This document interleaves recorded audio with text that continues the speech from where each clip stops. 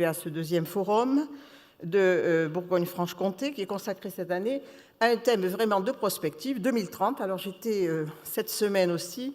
2030,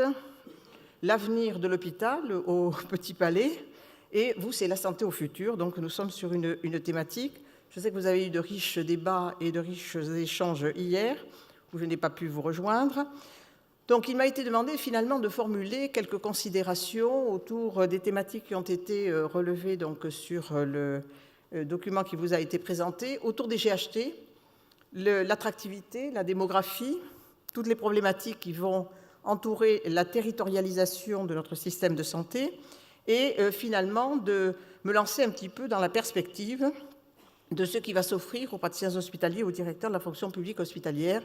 dans un moment où les groupements hospitaliers de territoire se mettent en place depuis la loi du 26 janvier 2016. Ce dispositif concerne, vous le savez, surtout, disons, légalement, les établissements publics de santé qui, eux, sont en obligation de constitution de GHT, mais qui sont rejoints très fortement par le secteur médico-social public, que je salue également. Beaucoup de ces établissements se sont déjà ralliés au groupement hospitalier de territoire ou le feront dans un proche avenir. Le débat sur les enjeux des GHT est clair, il reste des interrogations, et je crois que ça a été très largement évoqué hier dans vos ateliers. On perçoit des inquiétudes qui restent encore à se manifester, des critiques sur telle ou telle disposition, des incertitudes sur telle ou telle mesure. La plupart des professionnels s'accordent aujourd'hui à considérer que finalement, cette notion de groupe, dont je précise qu'elle est chère à la Fédération hospitalière de France, et j'en profite pour saluer mon ami Gérard Vincent, que j'ai eu le plaisir de retrouver hier soir, dans lequel s'engage l'organisation nouvelle des établissements publics de santé, constitue la solution probablement la plus adaptée pour garantir l'égalité d'accès des usagers à des soins de qualité sécurisés, en dépit, je dirais, bien qu'elles existent particulièrement et dans votre région de manière évidente, les problématiques de démographie à la fois médicale et paramédicale, mais également le domaine de la nécessaire maîtrise des dépenses hospitalières. La mutualisation donc est en marche. Elle devrait générer à terme des marges d'économie qui seront nécessaires à l'adaptation, à la modernisation des établissements. Ceci suppose un certain nombre d'attendus qui sont relevés par l'ensemble de la communauté institutionnelle et professionnelle pour qu'elles soient prises en compte dans le cadre du dispositif. D'une part, beaucoup considèrent qu'il faut laisser à cette réforme du temps, ce qui explique que dans la loi du 26 janvier 2016, qui a été complétée par le décret d'avril 2016, à la fois vous aviez un temps exceptionnellement réduit pour la mise en place des groupements hospitaliers de territoire, et j'en profite pour saluer, féliciter toutes les équipes hospitalières de France, les établissements médico-sociaux qui se sont associés, parce que le record du genre a été battu. En moins de 6 mois, mettre en place les groupements hospitaliers de territoire, ramener le territoire national à 135 groupements hospitaliers de territoire, c'était quand même un tour de force, et un tour de force réussi. Maintenant, on est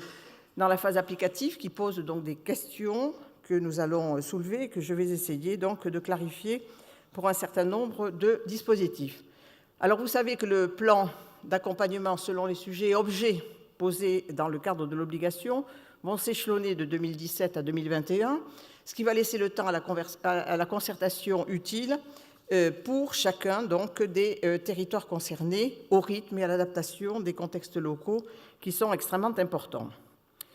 Deuxième élément que je voulais souligner dans les groupements hospitaliers de territoire, qui apparaît évident, mais je crois que c'est important de le rappeler, promouvoir donc le dialogue social à tous les niveaux pertinents, puisque à la fois, vous savez qu'il y a une constitution d'un comité de suivi stratégique au niveau national pour assurer donc le suivi du programme d'action et du programme d'accompagnement, et en même temps la concertation sur un certain nombre d'éléments, notamment les textes constitutifs des phases applicatives des groupements hospitaliers de territoire. 4 groupes de travail ont été mis en place au niveau national, un pour les fonctions mutualisées, système d'information, achat, DIM,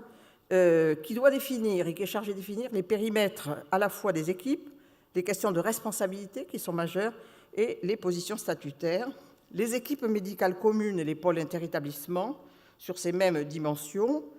auxquelles s'ajoute la mobilité, le dialogue social, notamment avec la mise en place du fonctionnement de la conférence territoriale du dialogue social, et la formation, dont l'impact, bien sûr, organisationnel sur les services de formation et les modalités de mise en commun des ressources pédagogiques et les coordinations d'instituts va être un des éléments extrêmement importants dans l'avenir. Il est important également de souligner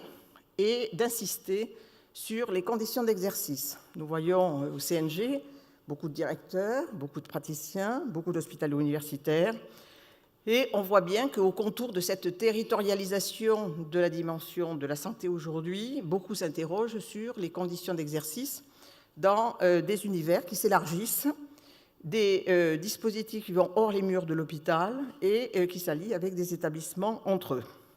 Je rappelle que devant la commission des affaires sociales de l'Assemblée nationale, la ministre des Affaires sociales et de la Santé a présenté l'article de loi qui était relatif au GHT en ces termes. Sans doute cet article ne retient-il pas l'attention du grand public et de ceux qui ne sont pas spécialistes de notre système de santé. C'est pourtant l'une des mesures les plus structurantes de ce texte pour l'avenir de notre système de santé, qui ont vocation à remodeler de façon durable et en profondeur le visage de notre système hospitalier et de notre système de soins. Il va de soi que l'effet restructurant des GHT impactera d'une manière variable selon les périmètres qui seront délégués, les conditions d'exercice de l'ensemble des professionnels, en premier lieu l'encadrement supérieur du système et tout particulièrement les praticiens et les directeurs, ainsi que les autres cadres de la fonction publique hospitalière. Toutefois, il est très difficile d'en mesurer aujourd'hui l'impact, car lorsque l'on regarde les 135 GHT qui sont mis en place au niveau national, les variations sont importantes. Nous avons des GHT à 4 établissements, nous en avons à 12, nous en avons à plus de 12, certains vont jusqu'à 20 établissements regroupés dans le cadre d'un GHT. Donc des effets divers sont attendus, ils vont être observés dans le temps, dans le cadre du comité de suivi à l'accompagnement, à la mise en place des GHT. La gouvernance de ces GHT va être aussi à géométrie variable, puisqu'elle tiendra compte de plusieurs facteurs. Le premier facteur, c'est le nombre d'établissements qui sont partis à la convention constitutive, je viens d'en parler, les périmètres des activités ou des fonctions qui vont être déléguées à l'établissement support. Donc là, je vais m'arrêter quelques instants, parce que c'est une question majeure qui est posée par bon nombre de directeurs aujourd'hui. Je rappelle que la loi prévoit donc une obligation de délégation à l'établissement support d'un certain nombre de fonctions ou activités, que vous connaissez bien, le système d'information, le DIM, les achats, la formation, l'imagerie, les activités d'imagerie et de biologie pour une organisation commune. Ce qui impacte directement à la fois les fonctions des praticiens hospitaliers et des directeurs des établissements de l'établissement support, mais aussi et particulièrement des autres établissements qui sont partie membres appartenant à la GHT, ainsi que celle du directeur adjoint, des directeurs des soins et des cadres qui exercent dans ces domaines de compétences. Alors la question de la délégation, finalement, est-ce qu'on délègue seulement ces activités qui sont mises sous obligation légale, ou est-ce qu'on va au-delà? Si d'autres activités sont librement déléguées entre les établissements, pour les activités notamment administratives, logistiques, techniques et médico-techniques, ce n'est que facultatif bien sûr, et elles ne peuvent être mises en œuvre que pour autant que la Convention constitutive en a disposé. Troisième élément d'influence sur l'impact sur les conditions d'exercice des praticiens et des directeurs, et particulièrement des praticiens, c'est l'organisation qui est mise en place dans le cadre des activités cliniques autour des pôles interétablissements des équipes médicales communes. Alors la définition, elle part du projet médical partagé, d'une prise en charge graduée des patients qui doit être organisée entre les différents établissements partis au GHT, par filière de soins plutôt que par activité, ce qui va modifier d'une manière significative les conditions d'exercice des praticiens et des membres de leurs équipes. Toutefois, je le rappelle, parce que c'était une question qui a été largement soulevée au niveau national, la loi a prévu que ces constitutions d'équipes médicales communes et des pôles interétablissements ne revêtent pas un caractère obligatoire, c'est donc à la libre disposition des membres appartenant au groupement hospitalier de territoire, la situation et le rôle des praticiens des cadres supérieurs et des cadres de santé qui vont les accompagner dans ce dispositif ne sera donc pas affecté de la même manière selon que nous sommes en situation d'équipe médicale commune, de pôle interétablissement ou que l'on n'a pas fait ce choix d'organisation. Des effets sur l'exercice médical sont incontestables, mais je voudrais quand même signaler que leur portée doit être quand même nuancée. Et je voudrais revenir sur les grands principes que nous connaissons depuis historiquement la mise en place de nos organisations hospitalières, l'autonomie des établissements. Je crois qu'il est important de rappeler donc les éléments fondateurs. Il est vrai que là où elles vont intervenir, ces délégations d'activités, la constitution d'équipes communes ou de pôles interétablissements, elles vont avoir des incidences significatives sur la répartition des pouvoirs entre les chefs d'établissement, comme sur l'exercice des praticiens, des directeurs adjoints, des directeurs des soins et des cadres. Toutefois, il ne faut pas en surestimer les conséquences, et je vais revenir justement sur le maintien de ces grands principes d'autonomie. Finalement, a-t-on tout emporté, ou doit-on tout emporter vers l'établissement support, qui devient un peu le maître de scène, ou y a-t-il un partage des rôles qui est organisé à la fois par la loi et qui le sera par les conventions constitutives que vous allez développer. En ce qui concerne les chefs d'établissement des établissements membres, qui ne sont pas les établissements supports, ces mesures entraîneront, pour les activités considérées, des délégations de compétences au bénéfice du directeur d'établissement support. Je rappelle que la loi dit que ces fonctions sont déléguées par dérogation pour le compte des établissements membres du GHT. Donc ça induit une représentation légale de l'établissement, le pouvoir de nomination ou de proposition de nomination au niveau national pour les directeurs adjoints, les directeurs des soins, les praticiens hospitaliers, s'emporte l'autorité hiérarchique et la qualité d'ordonnateur. On relève quand même au passage que ces délégations ne sont pas prévues en ce qui concerne les directeurs des établissements médico-sociaux, puisque eux, finalement, ce n'est pas une adhésion obligatoire par la loi, mais une adhésion consentie, voire hautement recommandée, mais qui va nécessiter, bien entendu, que des modalités de coordination se fassent d'une manière un peu différente entre les établissements membres, l'établissement support, les établissements membres et l'établissement médico-social. Ces délégations n'abolissent pas pour autant le rôle, et ça c'est très important, que sont appelés à jouer dans la gouvernance du dispositif les directeurs, les présidents de CME, les directeurs des soins en tant que président de la commission des soins infirmiers, médico-techniques et de rééducation,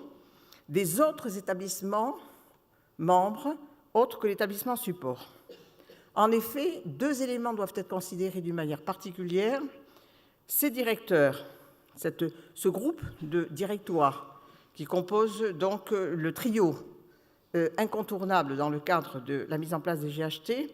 conservent une bonne part de leurs prérogatives au sein de leurs établissements, puisqu'ils continuent à jouir de la personnalité morale, de leur autonomie administrative et financière. Ainsi, les directeurs en question, chefs d'établissement en particulier, conservent-ils l'ensemble des prérogatives qui leur est donné du fait de cette autonomie pour les activités qui ne sont pas déléguées et leur pouvoir de décision dans les matières qui relèvent de la concertation avec leur directoire, notamment en ce qui concerne le contrat pluriannuel d'objectifs et de moyens, le projet d'établissement, l'état des prévisions des recettes et de dépenses et le plan global de financement pluriannuel. Ce sont 4 éléments majeurs qui sont maintenus dans le cadre et rattachés au principe d'autonomie. D'autre part, ces directeurs, ces présidents de CME et ces directeurs des soins, en tant qu'ils sont présidents de la CIRMT, seront étroitement associés au management du GHT en leur qualité de membres de droit du comité stratégique, qui est, je le rappelle, chargé de proposer au directeur de l'établissement support ses orientations dans la gestion et la conduite de la mutualisation des fonctions ou du projet médical partagé. Si, d'aventure, les activités déléguées s'étendent aux activités administratives, logistiques, techniques, médico-techniques, ainsi qu'aux équipes médicales communes ou aux pôles interétablissements qui seraient mis en place, les délégations qui seront induites sans doute entraîneront des restructurations des métiers de praticiens, des autres directeurs et de l'encadrement des établissements délégants.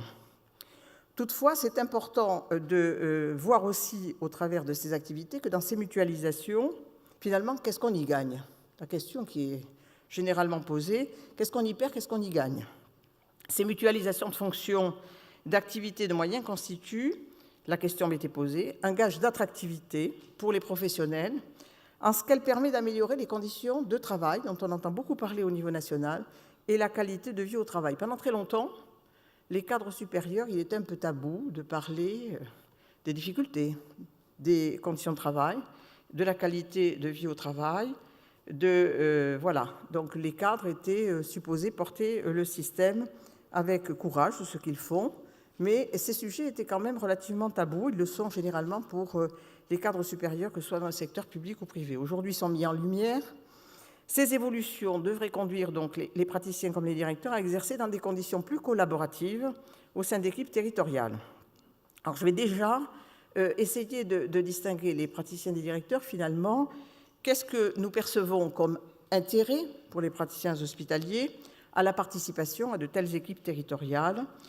Donc, nous pensons que ça offre la promesse d'un enrichissement mutuel dans les pratiques professionnelles par l'accès aussi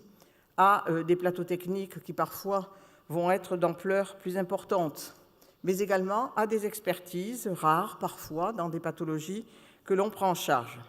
La perspective d'un allègement de la charge de travail, parce que beaucoup d'équipes en France et dans un certain nombre d'établissements se plaignent d'une démographie qui est défavorable,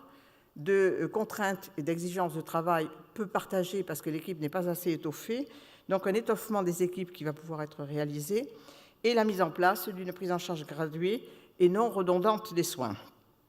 Ajoutons que les GHT vont permettre également aux praticiens de diversifier leurs activités. Nous avons une forte demande au niveau national de la part des organisations syndicales et de la représentation institutionnelle des praticiens hospitaliers autour des activités non cliniques, participation à l'enseignement, participation à la recherche, participation également à la vie institutionnelle de l'établissement.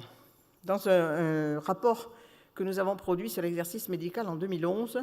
73% des praticiens hospitaliers de tous les établissements de France, quel que soit le statut et quelle que soit la quantité de temps de travail, considéraient que participer aux axes de recherche, continuer à développer la connaissance sur le terrain, dans les établissements même, aussi petits soient-ils, était un élément de forte attractivité pour la communauté médicale. Pour les directeurs, ils peuvent en attendre aussi un certain nombre d'avantages du fait de la territorialisation, soit dans le sens d'une plus grande spécialisation de leurs fonctions, ce que l'on appelle la professionnalisation de la fonction, soit dans le sens d'une plus grande transversalité. Par exemple, pour les directeurs adjoints, beaucoup sont aujourd'hui référents de pôle ou coordonnateurs de réseaux et de filières. Les directeurs chefs d'établissement, autres que les établissements supports, certains, dans des petits établissements, se plaignent parfois de souffrir d'un isolement professionnel et, bien entendu, la mutualisation dans des équipes plus grandes de direction autour du GHT devrait alléger leurs contraintes, notamment en mutualisant certaines parties d'activités administratives ou logistiques, pour se consacrer plus étroitement sur la dimension plus stratégique de leurs fonctions. Je rappelle qu'en 2010, nous avons produit collectivement un référentiel métier qui visait à transformer le métier de directeur d'hôpital, le métier de directeur d'établissement sanitaire social et médico-social et de directeur des soins autour de la stratégie, l'animation, la coordination, l'évaluation, donc une dimension managériale beaucoup plus marquée que dans peut-être le temps passé où la dimension administrative était très fortement accentuée. En définitive, la réglementation offre donc des possibilités de dégager des marges de manœuvre qui seront nécessaires pour inventer le GHT d'aujourd'hui, mais peut-être celui de demain, pour mieux répondre, dans ce contexte de territorialité, à une plénitude d'exercice qui doit être maintenue au moins aussi grande que celle qui existe aujourd'hui. C'est un point important, parce qu'il ne faut pas qu'il y ait dans ce dispositif-là des sous-ensembles et le sentiment qui parfois peut apparaître dans les échanges que j'ai avec un certain nombre, le sentiment qu'il ne faut pas être déclassé dans un système, mais encouragé à avoir un avenir aussi prometteur que celui qui était avant, d'une manière différente. Une telle perspective, posée en ambition partagée, repose toutefois sur un élément sur lequel je voudrais vraiment insister. C'est le partage du sens qui doit être donné, l'intelligence des relations à garantir, le respect et la confiance à entretenir entre les acteurs. Parce que, évidemment, le comportement à la communauté territoriale sera d'autant plus fort que les communautés de pairs vont s'entendre pour pouvoir, d'une manière simple, sans systématiquement se rapporter au cadre juridique. Je pense qu'il y a de l'intelligence pragmatique partout et que cette confiance doit être au cœur des relations entre directeurs, qu'ils soient établissements support, établissements membres, mais également avec les communautés médicales. Il est enfin essentiel de favoriser, c'est une des questions qui m'a été posée, les mesures d'accompagnement à ces importantes réformes. Le succès des GHT dépend bien évidemment de l'engagement des acteurs locaux que vous êtes. Nul ne peut douter que vous serez à la hauteur de cette nouvelle réforme, mais vous attendez aussi de l'État que l'État puisse vous accorder à la fois reconnaissance et considération au travers des dispositifs d'accompagnement utiles à cette transition très indispensable. Il faudra donc clarifier bien sûr les enjeux, rendre plus lisibles les procédures et garantir l'attractivité de vos fonctions. Cet accompagnement comporte pour nous 4 types de dispositifs. Un accompagnement que je qualifierais d'accompagnement de transition, qui revêt plusieurs dimensions, qui sont portées par plusieurs acteurs au sein de notre appareil de l'État,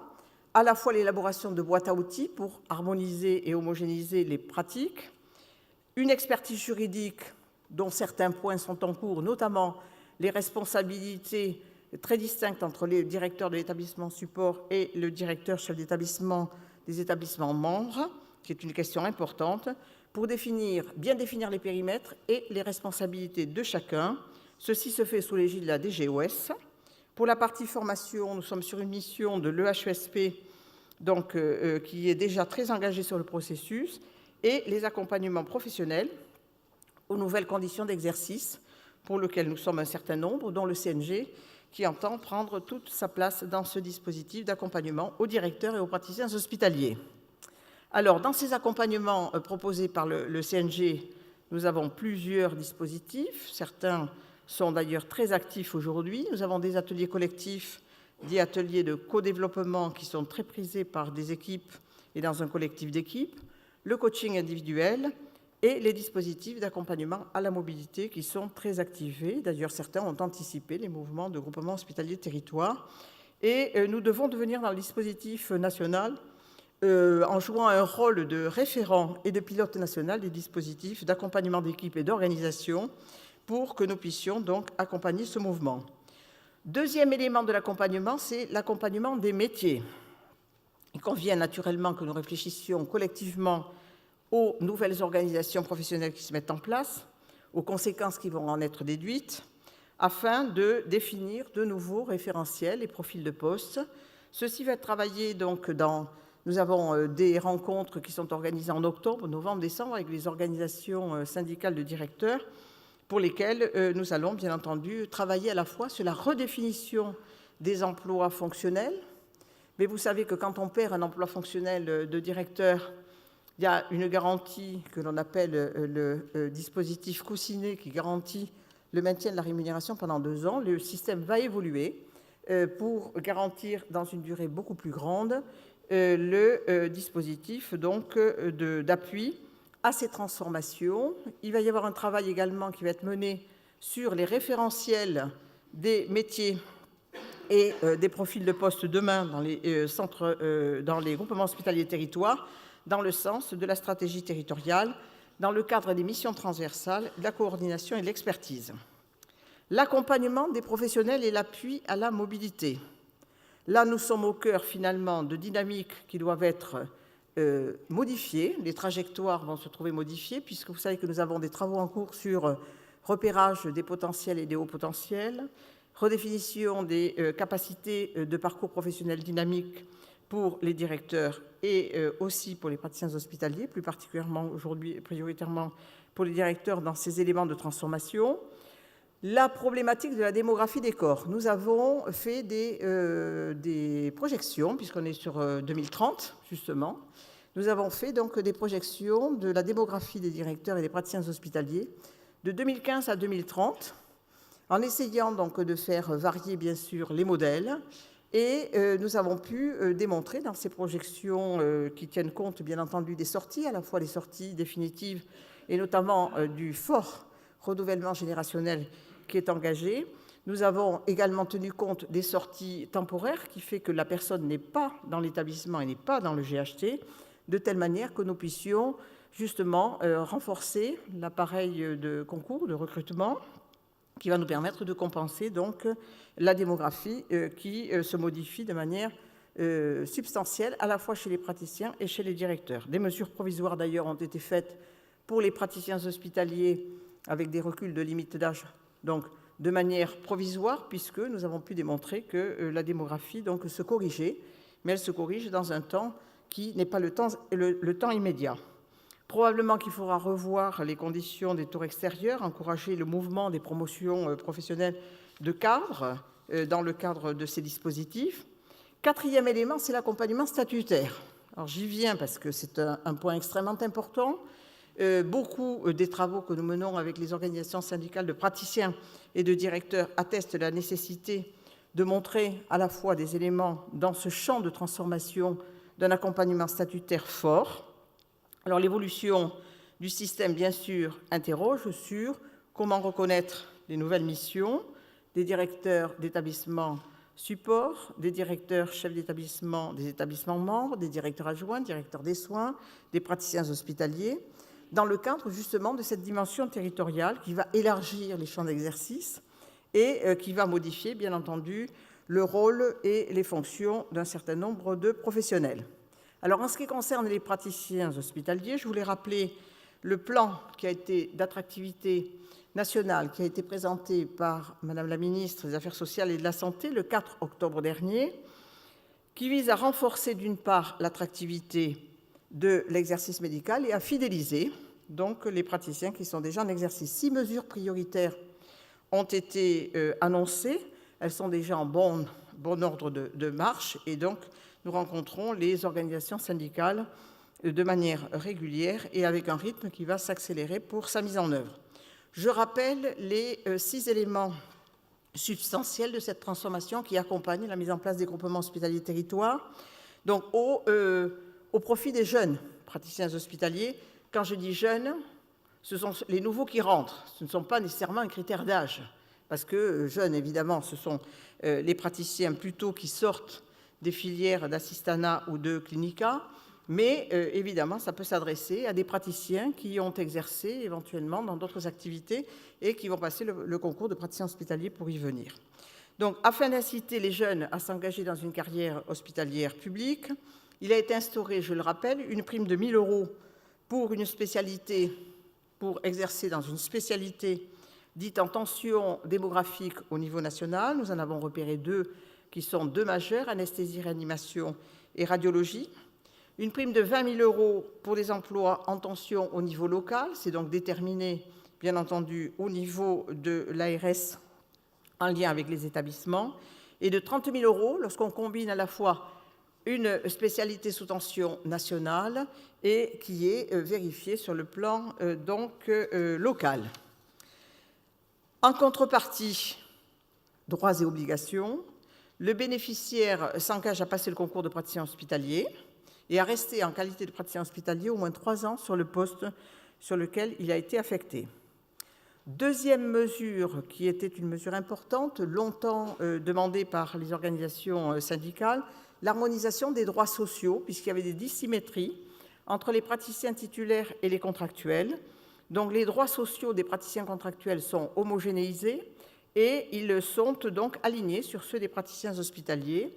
À titre illustratif, donc maintien de 100% de la rémunération pendant les congés de maternité, l'harmonisation de la durée de la couverture sociale et du niveau de rémunération en cas d'arrêt maladie notamment. En plus de cette mesure, les praticiens en période probatoire, vous le savez jusqu'ici, n'étaient pas autorisés à réduire leur activité et à faire du temps partiel. Donc le temps partiel va être donc admis dans le cadre de la période probatoire, ce que l'on appelle communément dans la fonction publique la période de stage. Troisième élément, c'est la prime d'exercice territorial créée dans le contexte des GHT. Cette prime d'exercice territorial donc, est créée pour valoriser l'exercice partagé entre plusieurs établissements du GHT. Elle comporte 4 niveaux selon le nombre de demi-journées qui vont être consacrées à ces activités partagées, 250, 450, 700 et 1 000 euros pour ceux qui sont le plus engagés dans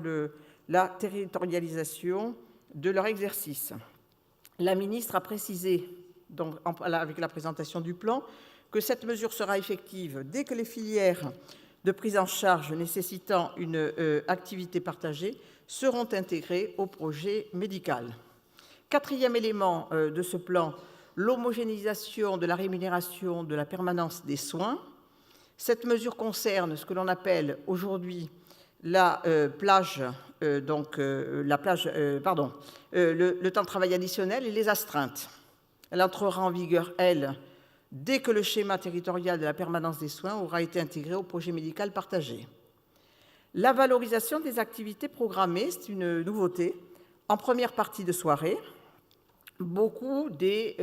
représentants des organisations syndicales ont fait valoir des glissements fréquents de praticiens hospitaliers sur les plages qui finalement sont des plages qui traditionnellement commençaient à faire démarrer les gardes et astreintes. Et donc cette plage de soirée, notamment au profit des plateaux techniques, donc avec une activité bien sûr programmée, seront prises en compte dans les obligations de service du praticien dès que les organisations auront été validées par les instances de l'établissement. Sixième et dernier point sur ce plan qui est important, indemnité d'engagement de service public exclusive. Cette indemnité est revalorisée. La ministre a aussi souhaité franchir une nouvelle étape pour mieux reconnaître la fidélité des praticiens engagés durablement dans le service public. Ainsi sera instauré à partir de janvier 2017 un deuxième palier d'indemnité pour un montant de 700 € bruts mensuels au-delà de 15 ans d'exercice sans activité libérale. Par ailleurs, un travail est engagé sur l'organisation de la gestion du temps de travail, parce que c'est une forte demande également, le respect notamment des grands principes liés aux directives européennes de respect des 48 heures hebdomadaires en moyenne. Donc, la ministre a, d'autre part, donc, annoncé une nouvelle séquence de travail. La première séquence, c'est celle que je viens de vous indiquer, la mise en place de ce dispositif à 6 mesures. Donc, une nouvelle séquence de concertation va être engagée dans la continuité du programme qui a été validé par le comité de suivi national du plan d'attractivité. Un protocole d'accord de méthode, assez original, va être mis au point entre les partenaires représentant les organisations syndicales de directeurs et la ministre dans les toutes prochaines semaines. Et 3 thèmes sont abordés donc dans cette séquence, au-delà, bien entendu, du dispositif des 6 mesures dont je viens de parler, la diversification des missions qui sont confiées aux praticiens hospitaliers avec la reconnaissance des valences non cliniques, enseignement, recherche, engagement institutionnel notamment, pour renforcer la motivation des praticiens tout au long de leur carrière. La reconnaissance de l'impact des suggestions liées à la permanence des soins dans le but de définir les modalités de mise en œuvre d'un décompte horaire, d'une part, et les seuils de suggestion liés aux gardes qui justifieront un décompte particulier du temps de travail. La responsabilisation des managers et des instances de l'établissement dans le suivi du temps de travail afin de garantir le respect des 48 heures hebdomadaires. C'était une demande très forte des organisations représentatives. En ce qui concerne les directeurs, plusieurs projets de décret sont en cours. D'une part, une demande justifiée de revalorisation de la rémunération des directeurs généraux de CHU et de CHR qui est en cours de discussion interministérielle, puisque avec la mise en place d'un dispositif que l'on appelle le GRAF pour les directeurs, qui a créé un 3e grade donc de classe exceptionnelle dans les directeurs, finalement, les directeurs généraux sont venus télescoper, comme on voit d'ailleurs le même phénomène, des cadres supérieurs qui sont revalorisés, qui viennent télescoper les directeurs, la grille des directeurs des soins. Nous avons le même phénomène avec les emplois supérieurs de groupe 1 notamment, de directeurs qui viennent télescoper donc la grille actuelle des directeurs généraux de CHU. La redéfinition des emplois fonctionnels et qui va être assortie de garanties, bien évidemment, parce que le paysage se recomposant, évidemment, il faut donner des garanties à ceux qui sont aujourd'hui sous emploi fonctionnel, puisque les systèmes aujourd'hui, ils font un peu de yo-yo de temps en temps, et c'est voilà, quelque chose qui est relativement instable, que nous avons souligné et indiqué en liaison avec les organisations syndicales de directeurs, de manière à ce qu'on puisse retravailler sur ce sujet. Donc le décret en question est en cours d'examen au Conseil d'État. Et puis, troisième élément qui est en cours de finalisation pour justement le débat interministériel, c'est l'alignement des grilles de directeurs d'hôpital sur celles des administrateurs civils et administrateurs territoriaux, qui est attendu depuis 2 ans et demi.